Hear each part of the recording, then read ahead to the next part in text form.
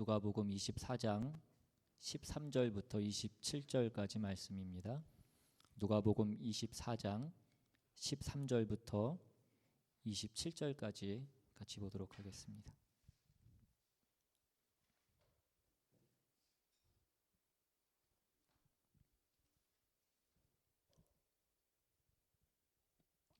우리 다 찾으셨으면 한 절씩 교독해서 읽겠습니다. 제가 먼저 읽습니다.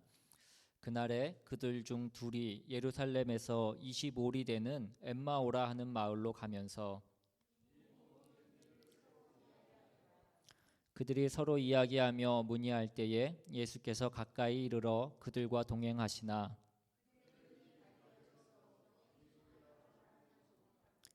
예수께서 이르시되 너희가 길 가면서 서로 주고받고 하는 이야기가 무엇이냐 하시니 두 사람이 슬픈 빛을 띠고 머물러 서더라.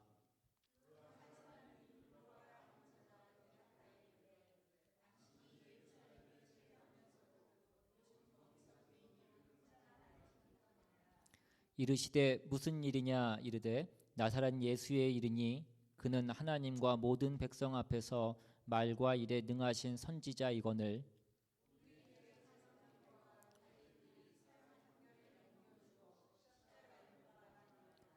우리는 이 사람이 이스라엘을 속량할 자라고 바랐노라. 이뿐 아니라 이 일이 일어난 지가 사흘째요.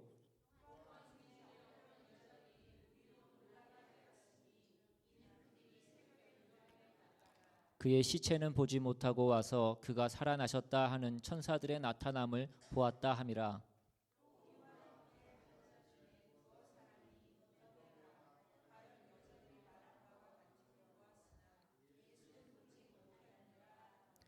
이르시되 미련하고 선지자들이 말한 모든 것을 마음에 더디 믿는 자들이여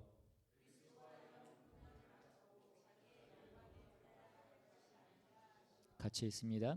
이에 모세와 모든 선지자의 글로 시작하여 모든 성경에 쓴 바 자기에 관한 것을 자세히 설명하시니라. 아멘. 기도하겠습니다. 하나님, 이 시간 주님의 말씀을 듣기 위해 주님 앞에 겸손한 마음으로 우리의 마음을 열고 주님 앞에 나왔습니다. 이 시간 그 주님의 말씀이 우리 귀에 들려지게 하시고 그 말씀이 깨달아지게 하시고 그 말씀이 믿어질 수 있도록 주님 인도하여 주시옵소서. 그 말씀이 늘 우리 삶 가운데 생명의 말씀이 될 수 있도록 주님 역사하여 주시옵소서. 감사드리고 예수님의 이름으로 기도드립니다. 아멘. 예. 여기서 보니까 또 굉장히 오래간만에 뵙는 것 같습니다. 한 주간 평안하셨습니까? 예. 예, 정말 평안하셨습니까? 예. 우리 로마서 말씀해 보시면 우리는 마땅히 기도할 바를 알지 못하나 오직 성령이 말할 수 없는 탄식으로 우리를 위해서 친히 간구하시니라 라고 그렇게 기록이 되어 있습니다.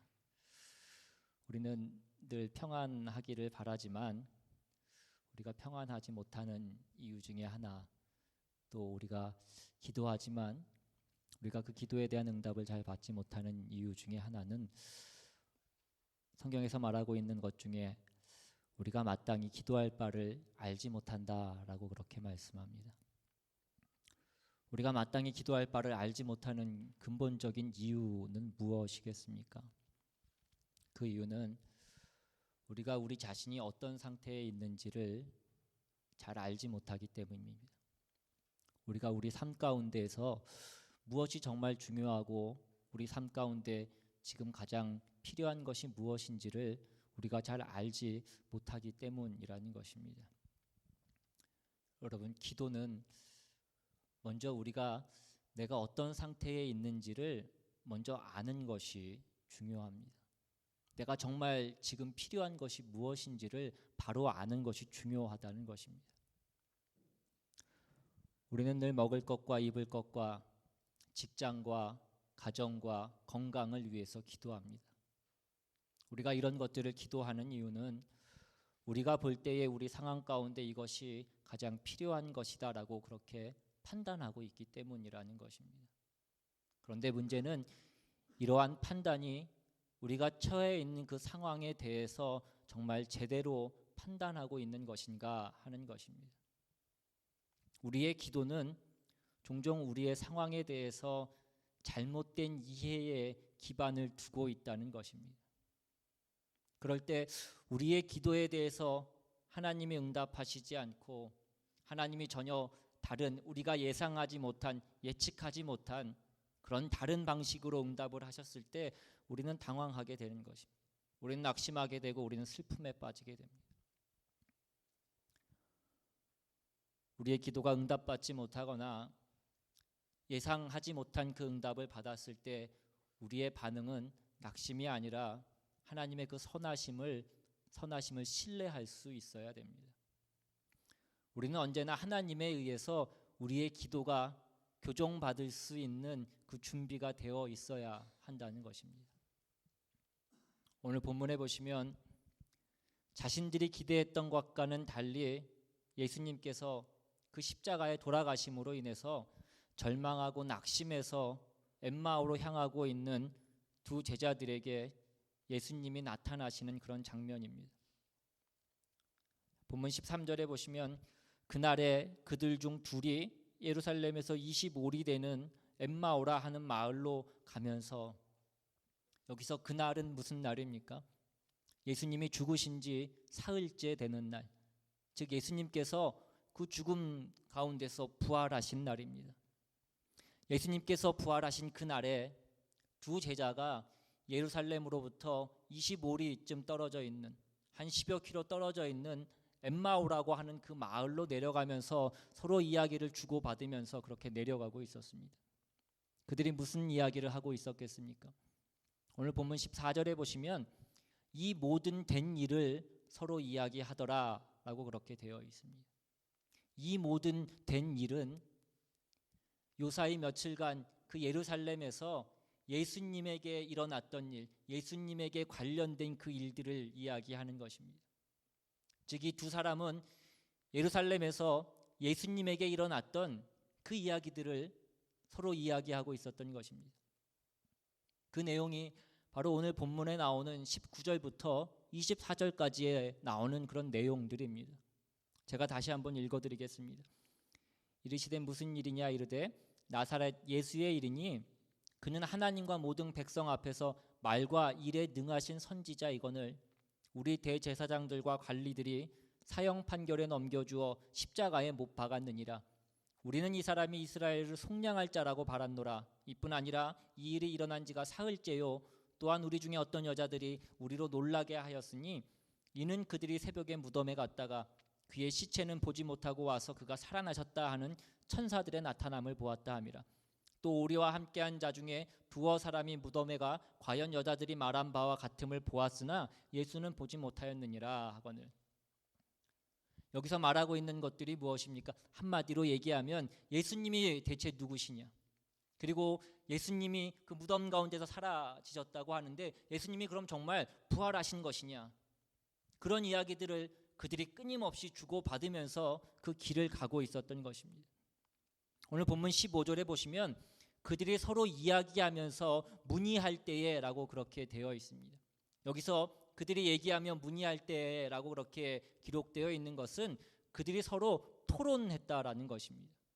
요즘 말로 얘기하자면 그들이 신학적인 토론을 하면서 그렇게 그 길을 가고 있었다라는 것입니다. 이들이 이 이야기들을 얼마나 깊이 그렇게 이야기하고 있었는지 예수님께서 어느 사이에 그들 곁에 나타나셔서 그들과 동행하기 시작하셨는데도 그들이 예수님이 함께 있는 것을 알아차리지 못했습니다. 여러분, 어떻게 그 부활하신 예수님께서 자기들 옆에, 자기들 곁에 함께 계신데도 그 제자들이라고 하는 자들이 그 예수님을 알아보지 못했겠습니까? 이것에 대한 학자들의 여러 가지 학설과 주장들이 있습니다. 어떤 학자는 아마 부활하신 예수님께서 부활하시기 전과는 다른 모습으로, 변형된 모습으로 나타나셨기 때문에 그들이 그 예수님을 알아보지 못했을 것이다 라고 그렇게 얘기하기도 합니다. 어떤 학자는 예수님께서 일부러 그들이 알아차리지 못하게, 그들을 깨우쳐 주시기 위해서 일부러 처음에는 그들이 알아보지 못하게 그렇게 만드셨다라고 그렇게 얘기하기도 합니다. 오늘 본문은 뭐라고 말씀합니까? 16절에 보시면 그들의 눈이 가리워져서 그인 줄 알아보지 못하거늘이라고 그렇게 기록되어 있습니다. 오늘 성경은 그들의 눈이 가리워졌다라고 그렇게 말씀합니다. 그들의 눈이 왜 가리워졌겠습니까? 정말로 예수님께서 그들의 눈이 안 보이게 그렇게 가리우신 것을 말씀하는 것일까요? 여기서 가리워졌다라는 그 원어의 의미는 고정되어 있고 변동되지 않는 것을 얘기합니다. 즉 그 두 사람의 시선과 그 의식과 시각이 고정되어 있었다라는 것을 의미하는 것입니다. 그 예수님의 몸이 부활한 뒤에 변화되었는지 정말로 다른 모습으로 바뀌었는지 그것은 우리가 나중에 그 부활의 생명에 참여하기 전까지는 우리는 알 수 없을 것입니다. 그것은 풀리지 않는 신비일 것입니다. 그러나 오늘 말씀 가운데 정말 중요한 것은 그들이 그 부활하신 예수님을 알아보지 못했던 것은 그들이 그 예루살렘에서 예수님께 일어났던 그 모든 일들을, 그 사건들을 그들의 고정된 의식과 그 고정된 시각으로 바라봤기 때문에 그들이 예수님을 알아보지 못했다라는 것입니다.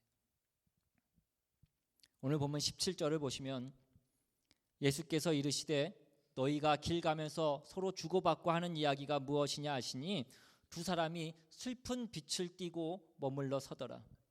예수님께서 그들에게 물으시되 그들은 슬픈 빛을 띠었다라고 그렇게 기록되어 있습니다. 그들이 감정적으로 몰입되어 있었다라는 것을 얘기하는 것입니다. 누가 건드리기만 해도 금방 터질 것 같은 그런 슬픈 감정을 가지고 그들은 예수님을 생각하고 있었던 것입니다.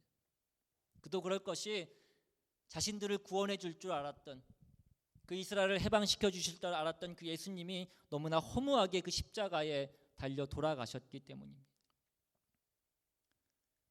그들이 생각했던 예수님은 어떤 분이셨습니까?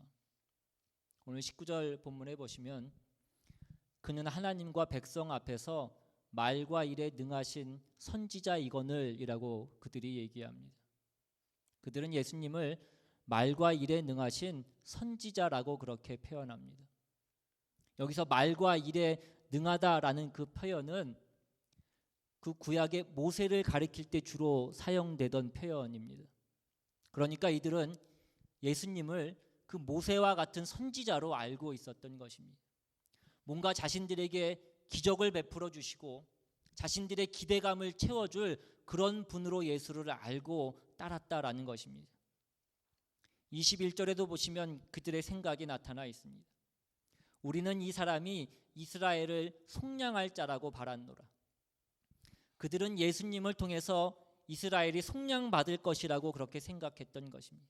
이스라엘이 구원받을 것이라고 그렇게 생각했던 것입니다. 그들은 예수님을 통해서 이런 이스라엘의 정치적인 독립을 원했는데 그 예수님이 그만 너무도 허망하게 십자가에 달려서 죽으신 것입니다.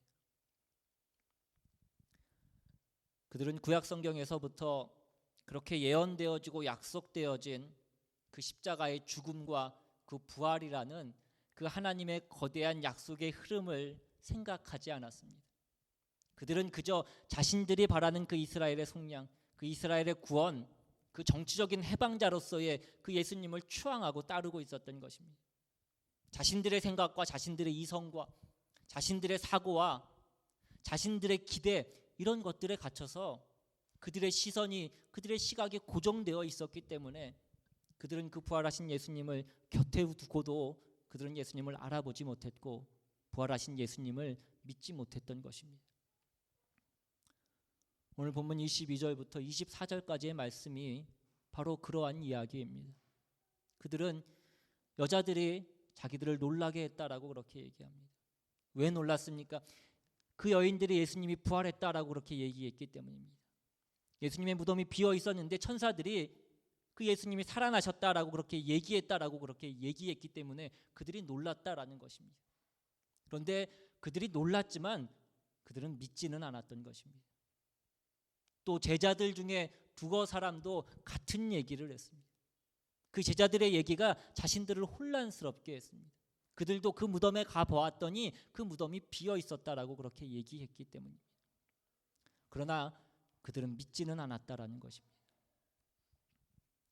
오늘 본문 가운데 이렇게 두 번이나 그 예수님의 빈 무덤에 대해서 증거하고 있는 그 이유가 무엇입니까? 오늘 엠마오로 가는 그 제자들은 그 예수님의 부활에 대한 그 소식을 들었지만 그들이 믿지는 않았다는 사실을 오늘 우리에게 이야기해 주고 있는 것입니다. 그들은 그 부활의 소식을 들었지만 믿지 않았고 계속 슬픈 얼굴을 하고 그들은 고향으로 그 엠마오로 내려가고 있었습니다. 그렇게 예수님을 사랑했고 그렇게 예수님을 따랐고 그렇게 예수님의 말씀을 들었던 그들이지만 정작 예수님이 그들에게 다가오셨을 때 그들은 예수님을 알아보지 못했던 사람들이라는 것입니다. 오늘 이 말씀은 이 시대를 살아가는 우리들에게도 많은 것을 생각하게 해주는 그런 말씀입니다.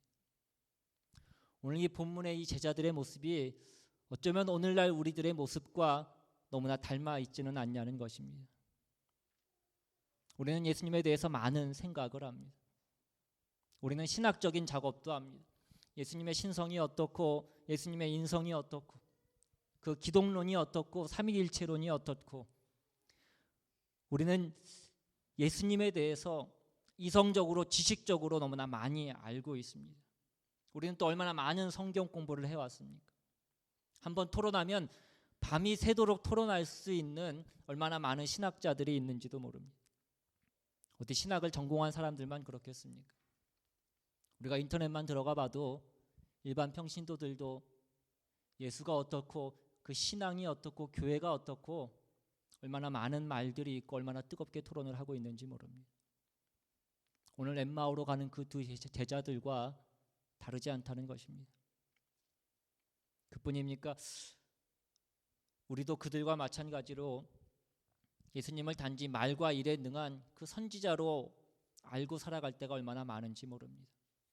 우리에게 기적을 보여주시는 예수님, 내 병을 고쳐주시는 예수님, 내게 능력 주시고 내 사업을 성공하게 해주시는 그 예수님, 우리가 그 예수님 앞에 나와서 우리의 세상에서의 그 구원을 바라면서 우리는 예수님을 따라갈 때가 너무나 많지 않냐는 것입니다. 오늘 엠마오로 가는 두 제자도 예수님을 누가 십자가에 못 박았는지는 정확하게 알고 있었습니다. 20절에 보시면 우리 대제사장들과 관리들이 사형 판결에 넘겨주어 십자가에 못 박았느니라. 여러분, 우리는 예수님을 알고 있습니다. 우리는 예수님을 사랑하고 있습니다. 예수님의 말씀을 들어서 알고 있고 우리는 다 예수님 그 십자가에 서본 경험이 있는 사람들일 것입니다. 적어도 우리가 이 자리에 오신 분들이라면 정말 우리가 그 십자가 앞에서 그 예수님과 독대해 본 경험이 있고 우리를 바라보시는 그 예수님의 눈을 마주침으로 인해서 우리의 전 삶이 한 번쯤은 무너져 본 그 경험이 있는 사람들일 것입니다. 그런데 정작 오늘날 우리의 삶 가운데 나타나시는 그 예수님은 오늘 이 제자들의 모습처럼 그 예수님을 알아보지 못하고 바라보지 못하고 믿지 못하는 우리들의 모습은 아니냐는 것입니다. 여러분, 이 누가복음은 길 위의 복음이라고 그렇게 불려집니다. 예수님께서 갈릴리에서 그 예루살렘까지 그 십자가를 향하여서 가는 그 길 위에 쓰여져 있는 복음서가 바로 이 누가복음입니다. 우리가 흔히 어떤 사람에게 당신은 어떤 길을 걷는가라고 그렇게 얘기할 때에 여기서의 길은 우리가 어떤 여정을 살아가고 있는가, 우리가 어떤 삶을 살아가고 있는가, 우리가 어떤 가치관을 가지고 살아가고 있는가라는 것을 묻는 것입니다. 오늘 예수님께서 부활하신 후에도 길 위를 걷는 사람들이 있습니다. 그 삶의 여정들을 가는 사람들이 있습니다. 어떤 자신들의 가치관을 가지고 걸어가는 사람들이 있었다는 것입니다. 그런데 그 길을 걸어가는데 그 두 제자는 여전히 그 두 눈이 가리워져서 자신들의 사고와 자신들의 생각과 자신들의 것들에 갇혀서 그 예수님을 보지 못하고 자신들의 길을 걸어가고 있었다는 것입니다. 그렇게 자신들의 것만을 가지고 잘못된 길을 걸어가고 있는 그들에게 오늘 예수님 찾아오셔서 그들의 길을 바꾸어 주고 계신 것입니다. 여러분, 우리도 그 십자가의 예수님을 보았고 그 십자가의 예수님을 만났습니다. 그러나 우리도 여전히 우리의 생각과 우리의 사고와 우리의 가치관을 가지고 걸어가고 있지는 않냐는 것입니다. 내가 생각하기에 옳다고 생각하는 것을 고집하면서 살아가고 있지는 않냐는 것입니다.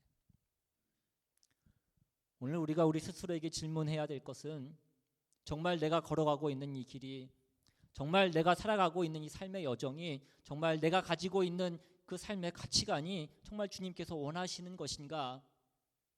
라는 것을 우리는 물어볼 수 있어야 됩니다. 아니면 여전히 오늘 본문에 나오는 이 제자들처럼 내 것을 가지고 우리가 머리로는 알고 있지만 내 감정에 치우쳐서 내 눈이 가리워져서 겉으로 보이는 그 십자가가 그 처참한 죽음이기 때문에 그것을 실패한 것으로 알고, 내 삶의 모습이 너무나 초라하고 오늘날 교회의 모습이 너무 초라하기 때문에 그것이 실패한 것으로 알고 낙심하고 슬픔 가운데 있지는 않냐는 것입니다.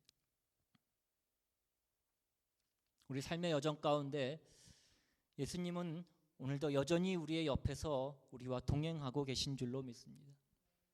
우리 가까이에서 우리가 하는 그 이야기를 다 듣고 계시고, 우리의 감정을 다 보고 계시고, 우리의 얼굴의 빛을 다 보고 계시면서 그렇게 옆에서 묵묵히 우리와 동행하고 계시다는 것입니다. 여러분, 그래서 우리는 주님께 기도할 수 있어야 됩니다. 오늘 예수님께서는 제자들에게 무슨 일이냐라고 그렇게 물으셨습니다. 예수님께서 그 제자들이 무엇 때문에 고민하고 있고 무엇 때문에 힘들어하고 있는지 모르셔서 예수님께서 물으셨겠습니까? 다 아시지만 한번 말해보라는 것입니다. 대부분의 사람들이 자기의 문제를 남에게 잘 말하지 않습니다. 자기 혼자 속으로 고민하고 그 문제를 담고 살아갑니다. 그래서 산더미 같은 그 짐을 혼자서 짊어지고 가는 것입니다. 그런데 예수님께서 오늘 두 제자들에게 처음으로 요구하신 것은 너희들이 고민하고 고통스러워하는 것을 너희들끼리만 계속 얘기하지 말고 나에게, 제3자에게 말해보라고 그렇게 말씀하는 것입니다. 여러분, 우리가 그 고민을 얘기할 때 어떻게 됩니까? 두 사람이 고민하던 것을 세 사람이 고민하게 되는 것입니다. 그리고 그들 중에 한 분이 바로 예수님이라는 것입니다.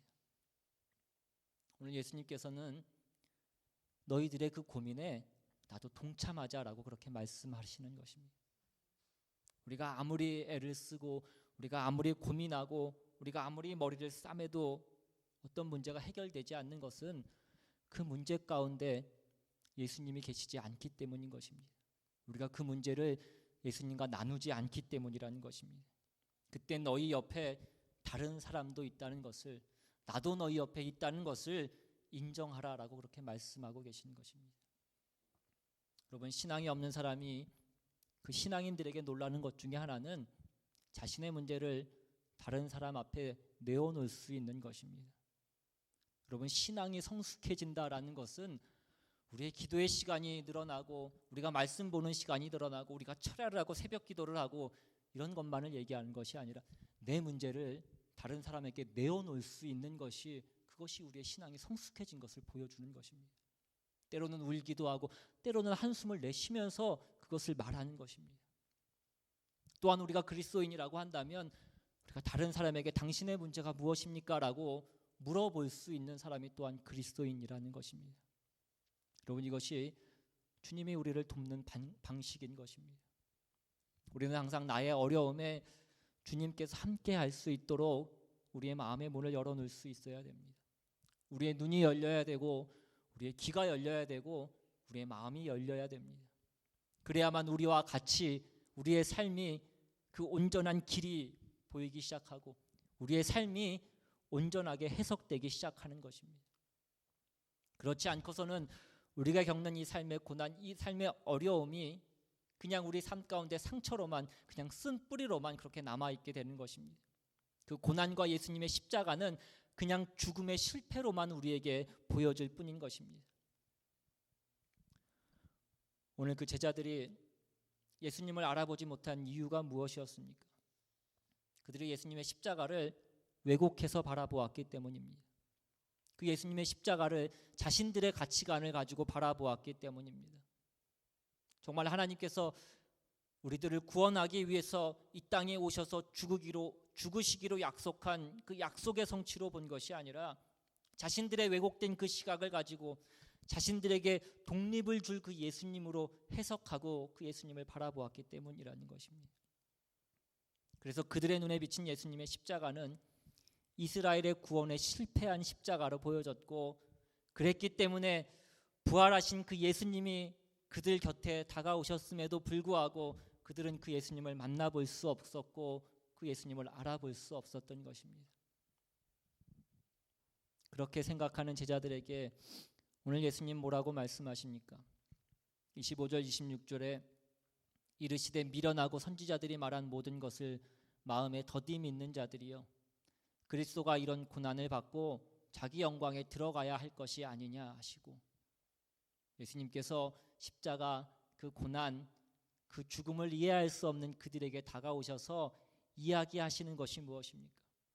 인자가 고난을 받아야 그 영광에 들어갈 것을 너희가 듣지 못했느냐? 너희가 알지 못했느냐?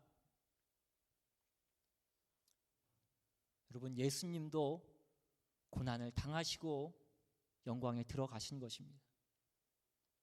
우리가 이 비밀을 알지 못하면, 우리가 이 비밀을 받아들이지 않으면 우리는 매일 뭐라고 기도하냐면, 하나님 왜 나에게 이런 어려움을, 이런 고난을 허락하시냐고 주님께 끊임없이 불평하고 원망할 수밖에 없는 것입니다. 우리는 로마서 8장의 말씀을 잘 알고 있습니다. 생각하건대 현재의 고난은 장차 우리에게 나타날 영광과 비교할 수 없도다. 성경은 우리에게 분명히 선언해 주고 있습니다. 하나님이 우리를 정하시고 정하신 우리를 부르시고 부르신 우리를 의롭다 하시고 의롭다 하신 우리를 영화롭게 하신다라고 분명히 선언해 주고 있습니다. 그런데 우리는 그것을 알지 못하고, 고난이 있어야 영광이 있음을 우리는 알지 못하고 들어도 믿지 못하고 우리는 그렇게 살아갈 때가 너무나 많다는 것입니다. 여러분, 고난 가운데 여전히 힘들고 어려워할 때 우리가 예수님의 그 삶이 보여진다면, 우리가 예수님의 그 말씀이 생각난다면 우리는 그것으로 우리 삶의 문제가 해결될 수 있어야 됩니다. 그것이 말씀의 능력이라는 것입니다.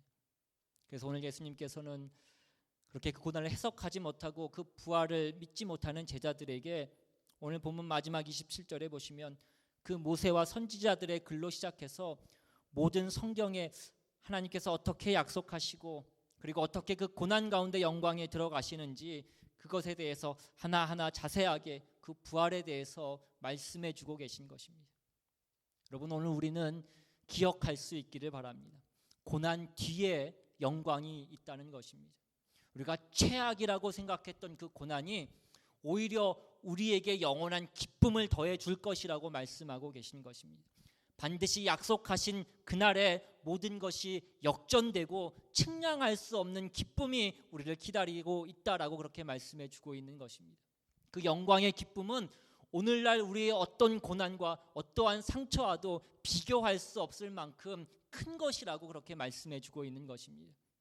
그렇기 때문에 오늘 예수님께서는 그 제자들에게 찾아오셔서 말씀해 주시고 그들의 길을 바꿔주고 계신 것입니다. 고린도전서 1장 18절에 보시면 십자가의 도가 멸망하는 자들에게는 미련한 것이요 구원을 받는 우리에게는 하나님의 능력이라라고 그렇게 말씀합니다. 우리가 가는 그 길이 세상 사람들이 보기에는 미련해 보는 것이지만 그 길이 능력의 길이고 그 길이 영광의 길인 것을 믿으실 수 있기를 바랍니다. 우리는 세상 사람들이 가는 길과 다른 길을 가는 사람들입니다. 여러분, 세상 사람들도 집 팔아서 이익이 많이 남으면 그것으로 감사할 수 있습니다. 세상 사람들도 자기 자녀가 좋은 대학에 들어가고 남편이 좋은 직장에 들어가면 그것으로 감사할 수 있습니다. 여러분, 그러나 신자는, 그리스도인은 하나님의 뜻대로 살다 보니까 하나님의 뜻대로 살기 위해서 내가 내 집을 팔아서 손해 보았어도 그것으로 감사할 수 있는 사람들입니다. 자식이 좋은 대학 갈 수 있지만 사명 때문에 다른 대학 가도 그것으로 인해서 기뻐할 수 있는 것입니다. 남편이 더 좋은 직장에서 편안하게 살 수 있어도 그것에서 하나님의 뜻대로 사는 것이 어려워서 더 나쁜 조건의 직장으로 가도 그것으로 인해서 감사할 수 있는 사람들이라는 것입니다. 여러분, 우리가 완전할 수는 없지만 우리가 십자가를 생각하며 그 다른 가치 때문에 고민하면서 살 수는 있지 않겠냐는 것입니다. 그렇게 살다 보면 우리가 조금은 더 그 십자가에 가까이 갈 수 있지 않겠냐는 것입니다. 오늘 말씀 가운데 우리에게 위로가 되고 감동이 되는 것은 예수님께서 그 제자들을 사랑하시되 끝까지 사랑하셨다는 것입니다. 그 낙심과 그 슬픔 가운데 그 엠마오로 향하는 그 제자들에게 그 예수님에 대해서 토론하면서 어떻게 그렇게 예수님 무기력하게 죽으실 수 있었을까? 그렇게 믿음 없이 걸어가고 있는 그들에게 오늘 예수님께서 찾아오셔서 어떻게 하십니까? 하나하나 일일이 그 말씀을 풀어서 그들에게 말씀해 주시고 그들에게 믿음이 생길 수 있도록, 그들에게 부활이라는 것을 믿을 수 있도록 예수님께서 그 부족함을 채워주시고 있는 모습을 우리는 발견할 수 있어야 됩니다. 잘못된 길을 가고 있는 그들의 길에 동행하셔서 그들을 옳은 길로, 그 생명의 길로 바꿔주시고 인도해 주시는 그 예수님, 우리가 그 모습을 보기 때문에 우리 삶 가운데 희망이 있는 것입니다. 여러분, 지난주가 부활주일이었습니다. 우리가 부활을 맞이하면서 기뻐해야 되는데 우리의 삶은 마냥 기뻐할 수 없는 것이 또한 우리의 현실이지 않습니까? 우리가 예수님을 알고 그 십자가를 보았고 그 십자가의 은혜를 체험했지만 엠마오로 가는 그 제자들처럼 우리들의 생각으로 여전히 차 있어서 내가 원하는 예수님이 아니면 우리가 그 예수님을 따라가지 못하는 우리의 모습은 아니냐는 것입니다. 우리가 부활의 능력을 믿지 못하고 우리가 여전히 이 땅에 소망을 두고 부활이 없는 것처럼 우리가 살아가고 있지는 않냐는 것입니다. 오늘 말씀 가운데 우리는 다시 한번 우리의 삶을 돌아보고 그 부활의 능력을 우리의 가슴 속에 새길 수 있기를 바랍니다.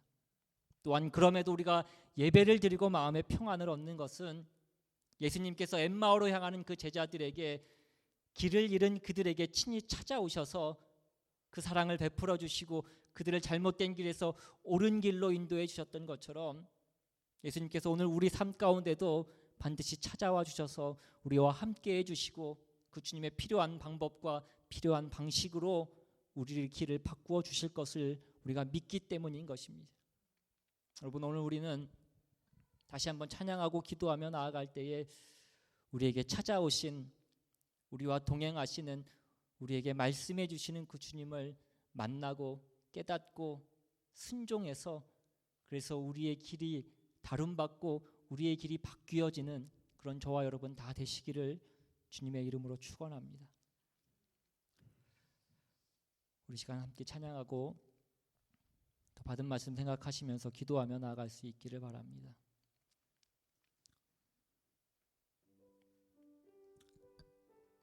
우리가 때로는 우리의 생각과 우리의 가치관으로 주님을 바라봄으로 인해서 우리와 함께 하시는 그 주님이 보이지 않고 그래서 잘못된 길로, 그 그릇된 길로 나아갈 때가 너무나 많이 있습니다. 그러나 그 모든 순간 가운데도 주님께서 우리를 찾아와 주시고 우리와 함께 하시고 우리의 길을 인도해 주시는 줄로 믿습니다. 우리의 길을 바꾸어 주시는 줄로 믿습니다.